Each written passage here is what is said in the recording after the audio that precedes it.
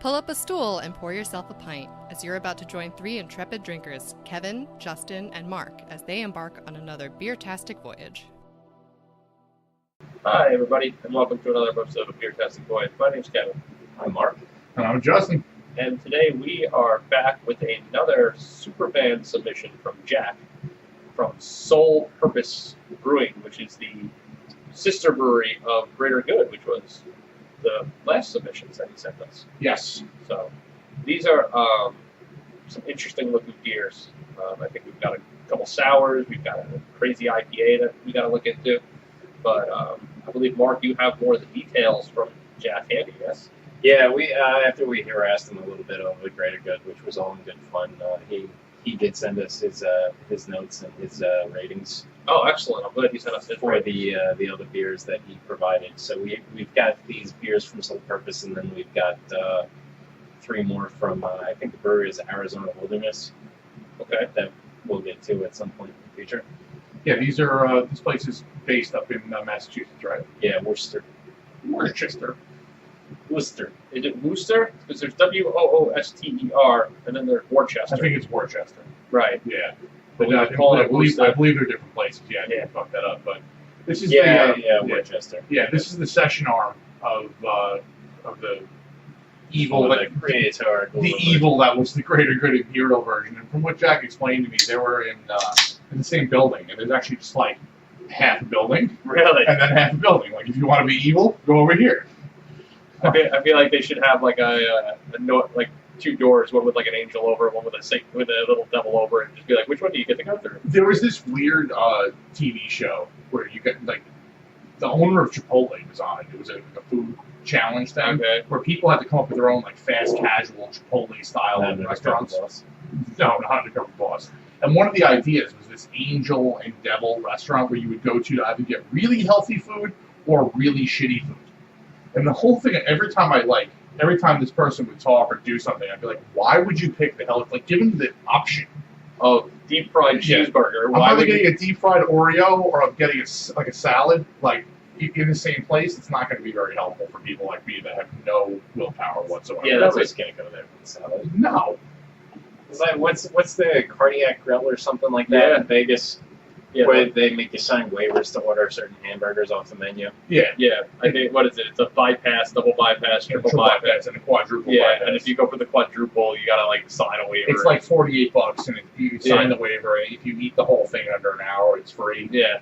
And if anybody has a heart, and I think if anybody has a heart attack at the location, everybody's meal is there is free. Yes, something very morbid like that. But anyway, that's what the idea of this place reminds me of. The idea of you're going to go somewhere and you're either drinking. Everything over here is 10% over, 8 or above. Yeah, and everything over here like it's the one, 5 or less. Yeah, the one we have, one of them is 3.9, which I as I make beer and drink more beer, I actually sort of appreciate the ones that are lower ABV that I can drink. Right.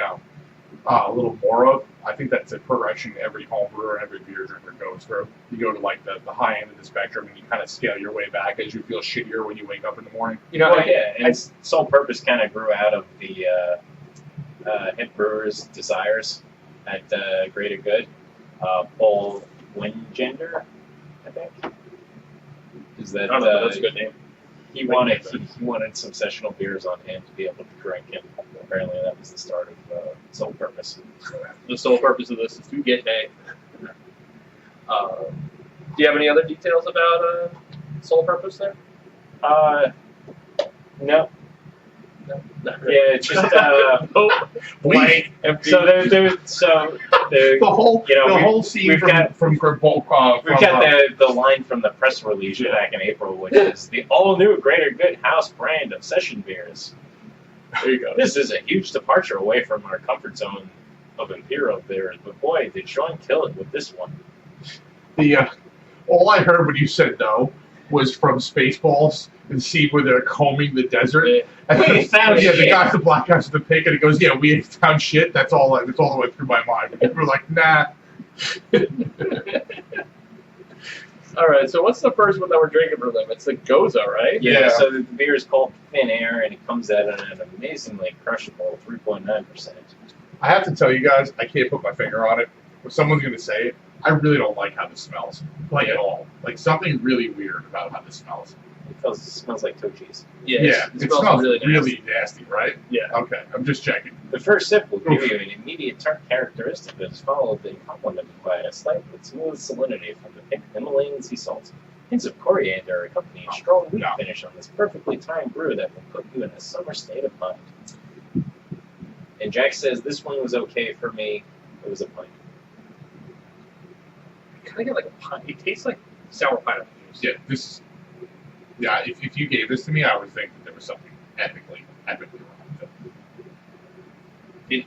Yeah, like it has lactic character up front. Yeah. But it's not there on the finish, which is weird. It finishes insanely clean. Yeah, super clean. The sourness just falls away. It's weird. It really reminds me of like canned pineapple juice. Like I don't know if you guys have ever.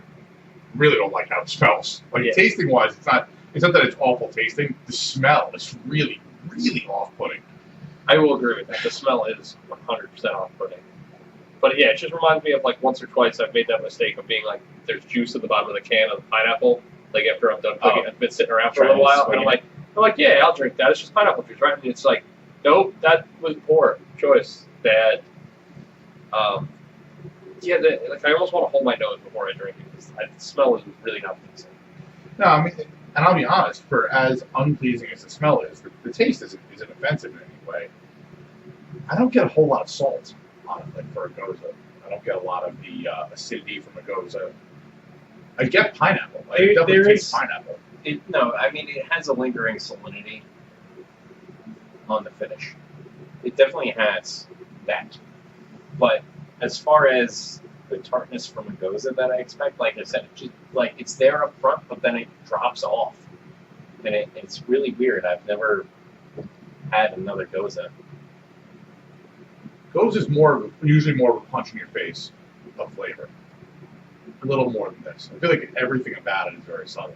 I feel the salinity. Less than I taste it, but I feel it in my mouth as I. I've had a couple sips. I kind of feel like there's been seawater in my mouth that I had to rinse it out and I spit it out. Like I kind of had that leftover salty feeling on the inside of my cheeks. I don't really get much of the citrus character from coriander. No. I'm gonna agree with you on that one. I mean, it's we didn't really talk about it, but it's it's got like kind of a white color. Yeah, to it. it's straw colored and very hazy. Right. I mean, it looks just like a goza should look. I mean, visually speaking. I'll take the rating though. I'm gonna give it a pint. Again, the smell aside, it was a very weird, odd smell, but it's not a bad beer.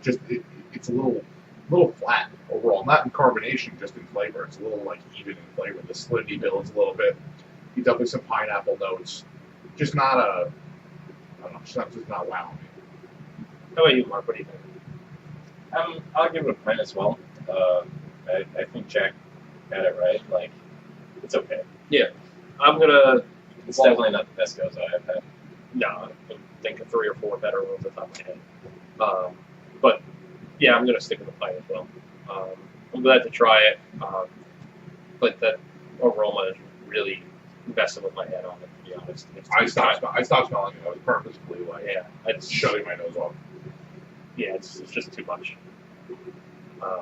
Hopefully, the second one, which I'm seeing, is a tart cherry here. Yeah, so looking at is interesting to me because I really like the cherry flavor. So we're going out of order for the way Jack provided us the notes, and we're going with That Just Happened as number 2, which is a collaboration between Greater Good and Vanished Velouz. Valleu. Beleu. Bealleu. Beleu. It's definitely French. Vanished Velouz. Amazingly refreshing take on a fruity kettle sour ale. Slightly sour, tart cherry finish on top of an extremely crushable, there's that word again, 4.5 ABV. Are you adding that in as No. or is that Jack's addendum? That might be the company line. Okay. Yeah, I don't know. When I read that, when the email came, I was wondering the same thing, whether or not that was him adding that in there, or if it was just... Yeah, I mean, it's not on the can, I'm not sure. Okay. I don't think Jack would talk in such. So this one only comes in at 4.5% ABV, which Correct. is very manageable. Yes. So, Jack's note for this one is this one the bartender said it is under the Greater Good label because it was supposed to come out a higher ABV, but it really should have been sole purpose. Hence why I gave it with the other two. Okay. So this, I gotcha. Wow. Really light. I did not expect that color. I was expecting it to be darker than that. That is that is paler than the last one. It's clear. Well, I think it's it's paler, probably it's the clear. same color, but yeah, exactly. Because it has much better clarity, it appears paler. Yeah. The head on it is a really nice, like, big, bubbly, rocky, fine head. It's really like.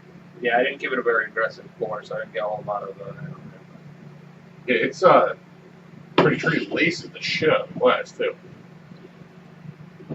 What do you got in the aroma over there, Kevin? For aroma, I'm not picking up a whole lot.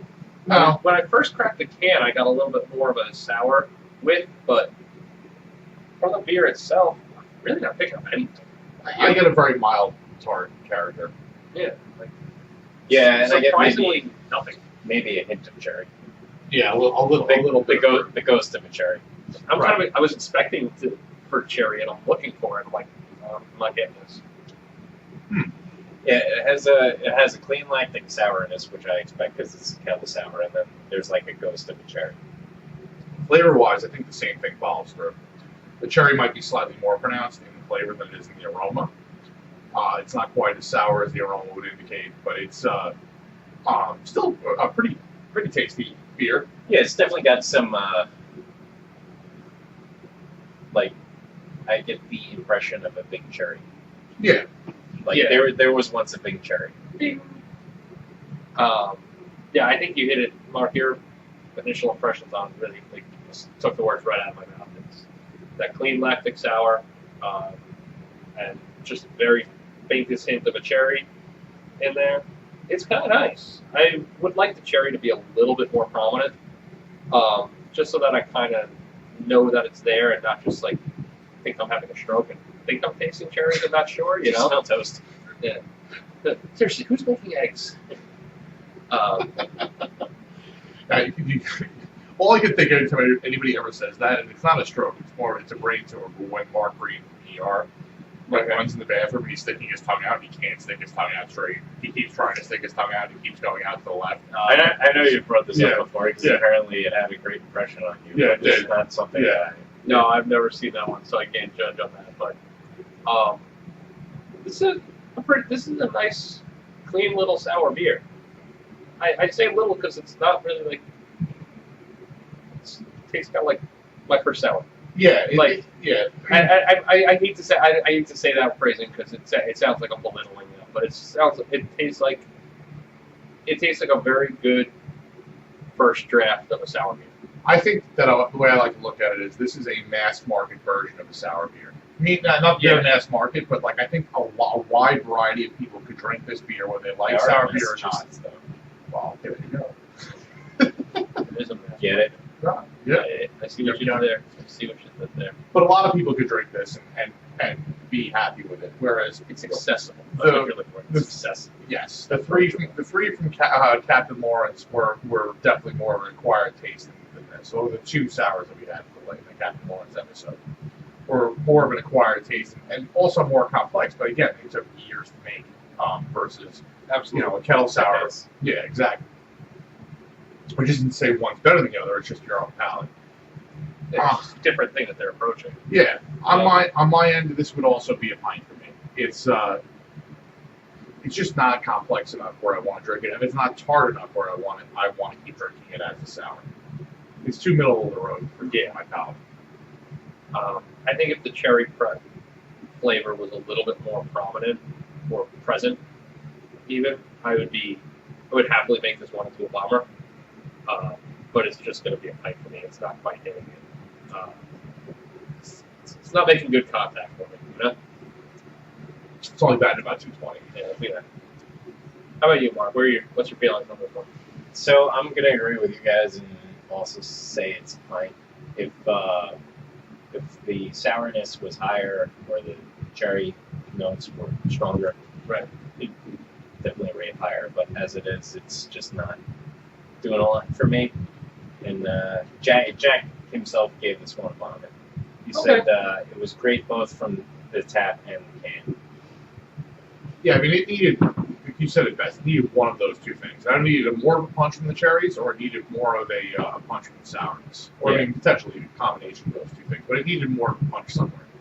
Yeah, I'm not upset with this beer No. at all. I think this would be a great early flight beer, to get it in there. And I'm happy to have a sour beer that's not knocking me out. That says oh man, you're not gonna enjoy anything else for the rest of the day after this one. Yeah, it's pretty a pretty clean finishing sour. It hasn't built in my mouth at all. No, I hope they do it again. I hope they run it again and make a couple, tweak it a little bit either way. I think then they go from having a good beer to a really great beer. Yeah, maybe. Probably not just because it's a collaboration beer. Yeah, that's true. I can understand that.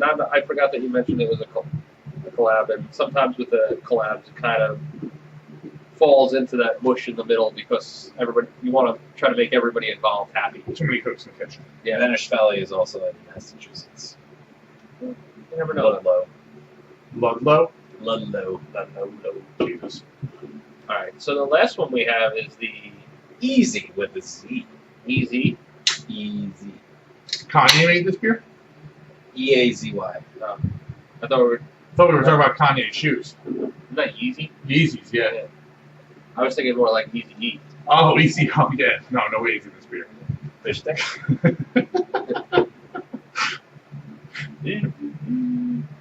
That was a great movie. God damn it. You're killing me. I'm blanking. There's the movie that came out recently about Eazy-E and the whole God, what's the name of the rap? Wu-Tang Clan? I don't know. No. The Weeknd.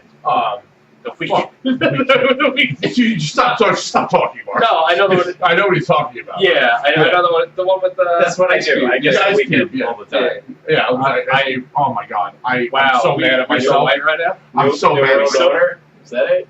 That's pretty cool. No, That's not far it off. is NWA. NWA. Thank you. It is God NWA, damn it. but it is not New World Order. No, it's a whole other N word. Anyway, They feel less than supportive of the police. I'm fucking embarrassed I didn't know that. But anyway, that's what that movie was fucking awesome. I heard it was really good. I mean, I don't know how legit it was or how true to the actual story it was, but the acting was great and the movie was insane. Didn't they get Cube's son to do it? I think so. Didn't he play Cube? I think so. Yeah. But it was a really good movie when we were talking about Easy. That it reminded me of that. There you go. Fucking depressing end to that movie. Yeah, I did not see that one, but It smells pretty good. This beer is slightly darker than the other two, and So this is a 4.5% session IPA that is hopped with Mosaic and Azaka. Big juicy notes of tangerine and melon with a smooth and refreshing finish. you can spell Mosaic. yeah, Like I think I'm starting to learn that. I'm sorry, I think I'm starting to learn that this one that smells Mosaic. I would agree with you. It says haze bomb on it. It is hazy. I'll give him the haze on it. If you look at it from the side, it's hazy enough where It is I'm gonna golden call hazy, it. yes. Yeah, I'll call this one hazy. It isn't milkshake like a blackout shade in there, but it's It does hazy. not bring all the boys to the yard. No. Well, I'm not sure yet. I haven't tasted it. It might bring all the boys to the yard. But the Taste. the haze is pretty IPA good. is the pumpkin spice latte from Wakeman. I heard that on a podcast recently. Oh, okay. I was just letting that breathe because it was pretty good, and I thought maybe it was all yours. No. And I was like, Okay, I'm trying to find an argument. I'm like, that's not me, but yes. Fuck, Yes, that is accurate. That's pretty tasty. That's Right? fucking good. And yeah, this is pretty nice. A little sweet. You said Mosaic and what else? Azaka. Azaka, yeah. Those two. This is really good. I like the it does have a real like a fruit juice quality to it. I don't get the tangerine, but I definitely get melon. No, I'm getting tangerine. Yeah, I would actually say I get tangerine Yeah, more I than think melon. when you put the word to it, I'm like, all right, yeah, tangerine. You know, I couldn't put it to. That's why I said a little bit of fruit, like a fruit juice thing. yeah, I would almost say closer to a mandarin orange juice kind of thing. It's much sweeter. Yeah, it's got almost a little bit of a syrupiness to it as you drink it. It definitely finishes on the sweet side. You know, like if you have the fruit cups, little liquid in there, a little watery, sugary liquids. Not the ones in syrup, the ones in water, but it just sucks the sugar out of the fruit and get that little syrupiness. No, that's very true. But it still has a fairly. I said it finishes sweet. That's wrong. It tastes sweet. It finishes dry, and there's a little bit of a crisp bitterness to the finish. Yeah, it does have just enough bitterness. It's nowhere near as bitter on the finish as the foam beers. No, not even close. This is I really like this. this. I really enjoy this one. This is that juicy feel to me that I really enjoy. The only thing it's missing for me from other New England IPAs I really like is the mouthfeel and the kind of the creamy quality. Yeah. But I don't think it needs it. It's something that just like I enjoy that part. I don't think this particular beer needs that. It would need a lot more of the juice quality to balance those things anyway. Yeah, and I don't know the Osaka hops. Like I can't place what that flavor is. I feel like there almost should like the hop is there in the aroma. There almost should be a little bit more of it in the middle there, or like a little bit sharpness to then balance out some of the sweet to it. But I'm pretty excited about this one here. It's it hits those New England IPA notes that I really like. Yeah, Osaka hops it's a New Zealand hop. Okay. And I just pull it up real quick so I can be accurate. I was going to say either New Zealand or Japanese, but I don't think Japan makes Well, it's named for the Haitian god of agriculture. The Haitian guy. Yeah. Not Asian, but Haitian, yes. Right. Which is not anywhere close to New Zealand. It's named for that. Doesn't mean it's not grown in New Zealand. I'm 99% sure that it's not. No, I know. I'm just saying that it doesn't make a heck of a lot of sense. No, okay, good. Sorry. That's kind of where I was going. Yeah. No, I agree. I have no. If it was the Polynesian Maori. It was named after a Maori guard, I'd be like, all right, that makes sense. Any of the other first peoples of Australia, Oceania. Yeah. Yes, exactly. Of the prison islands. It's like that's the opposite hemisphere. Why is it named after a Haitian? It's known for big citrus and tropical fruit notes, and I think I'm getting, like you said, mandarin, like a tropical fruit note is the biggest thing that I take away from it, which is why I kind of said fruit juice. And I think it goes really well with the Mosaic, because I think the Mosaic, if I'm remembering correctly, brings some citrus qualities as well. Yeah, I think this is really nice. I'll get started with this one. I'm going to call this one a bomber. I'm in. I want 2 glasses of this. It reminds me a lot of the, something that Bobby would make up at Po'boy. Like how fruity it is and everything. Like, I'd be behind this, and I could drink 2 of these and then probably change gears a little bit. But I think they're awesome. What was the ABV on this? This one is 4.5. Awesome. Yeah. It's definitely a bomber. It's almost a growler. But it's not all the way there for me. A little too sweet. Yeah, a little too sweet. But the balance on it, the bitter finish and everything, I'm also just shocked at how much I like an IPA. And this is definitely an IPA. It's not like it's a halfway IPA that we like more because it's not all the way into the category. It's all the way there, and I still like it this much. So I'm pretty impressed. Yeah, I appreciate this one. How about you, Mark? What's your thing? It's just a pint for me. Like, it's pretty good, but it's still not my jam. Yeah. So after the one glass, I'm gonna want something else. And Jack said he had this one on tap first, and it was awesome. Yeah. The can was a little bit less spectacular. Okay. But he did declare it a bomber. Okay. Yeah, this is the kind of stuff that I really enjoy. I like it that when they hit those fruit notes. If they can do that, citrus, tropical fruits, I'm happy. It's always impressive to me that this green plant where like all the leaves look the fucking same. Right. They end up tasting different. So, you add them at a different point. Right, you add them at different points during when you're brewing, and they bring out different notes. It's pretty interesting. Being someone who tends to brew beers that are fairly standard hop-wise, like oatmeal stouts and stuff that have like a standard hop profile, I'm trying to think about ways I can try to cooler hops and maybe do something fun with them. Yeah, I think that's for that variety, for that style that you want to brew with the oatmeal stout. I think that's kind of tough to incorporate different kind of hops too much. No, you really can't without. It's so fucked up. Right. Like, when you dry hop an oatmeal stout like that, I can't imagine that being any good. I would be scared to do it. It might end up being good, but I would be scared to do it to spend like if you use $40 New Zealand hops, it probably would be good. The only thing that I'm kind of getting to is I'm like $40 in Galaxy. I'm trying to think of like how you could almost end up with a it's like the rest of them. They're opposing back out. Yeah, exactly. Call back. That's exactly what I'd have to do to pay for the Galaxy. Now I'm trying to think of like how you could change the hop up a little bit to create that kind of spiciness note to almost create like an oatmeal cookie kind of effect. Yeah, I mean, I know you're not necessarily big on those kind of spices, but like I feel like that's one way you could go with it. Yeah, you could use something like a Tetnang or a Saz or something to Pastry stouts are all the rage. Are they? Pastry stouts? Well, I mean, I've definitely seen them, but are they all the rage? Oh, right, really interesting.